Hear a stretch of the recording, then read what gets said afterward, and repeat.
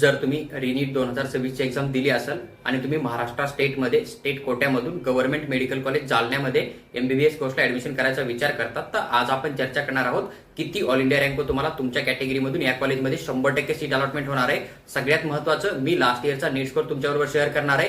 All India rank तुम्ही स्क्रीनवर बघू शकता, जेवढा ऑल इंडिया रँक स्क्रीनवर मी शेअर केला तेवढा तुमचा येत असेल तर तुम्हाला याच कॉलेजमध्ये तुमच्या कॅटेगरीमधून 100% सीट अलॉटमेंट होऊन जाईल। एससी कॅटेगरीसाठी फर्स्ट स्टुडंटला सीट अलॉटमेंट झालं होतं 469 मार्कावर आणि शेवटच्या विद्यार्थ्याचा स्कोर होता 431। ST category 350 first, 326 last.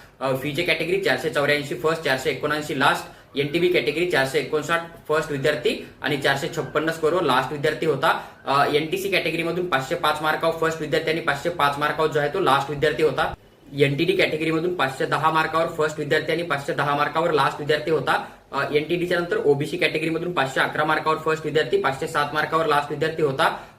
ACBC कॅटेगरीमधून 513 फर्स्ट, 507 लास्ट। ईडब्ल्यूएस मधून 501 मार्कावर पहिल्या विद्यार्थ्याला अलॉटमेंट झालं होतं आणि सगळ्यात शेवटी ऍडमिशन 499 मार्कावर झालेले। ओपन कॅटेगरीमधून 533 जो आहे तो फर्स्ट विद्यार्थ्याचा स्कोर होता आणि 512 जो आहे तो शेवटच्या विद्यार्थ्याचा स्कोर। डिफेन्स 1 मधून 469 नीट स्कोर या ठिकाणी सीट अलॉटमेंट झालेलं होतं। डिफेन्स 2 मधून 479, डिफेन्स 3 मधून 467 मार्क आणि फिजिकल हँडिकॅप मधून 203 मार्कावर लास्ट इयरला या ठिकाणी ऍडमिशन झालेलं होतं। जर तुम्हाला येणाऱ्या काळामध्ये ऑल इंडिया कोटा स्टेट काउन्सिलिंगची प्रत्येक अपडेट हवी असेल किंवा काउन्सिलिंगचे रूल किंवा आम्ही जो भी व्हिडिओ शेअर करू कॉलेज इन्फॉर्मेशन बद्दल, तर तुम्हाला हवा असेल तर तुम्ही डीपीटी मेडिकल कन्सल्टन्सी या युट्यूब चॅनलला सबस्क्राईब करून आमच्यासोबत नक्की जोडून राहा। आणि तुम्हाला जर पेड काउन्सिलिंग आमच्या थ्रू करणं असेल, तुम्ही दिलेल्या व्हॉट्सअपवर मेसेज टाका, आम्ही तुम्हाला पेड काउन्सिलिंग बद्दल सविस्तर माहिती नक्की शेअर करू।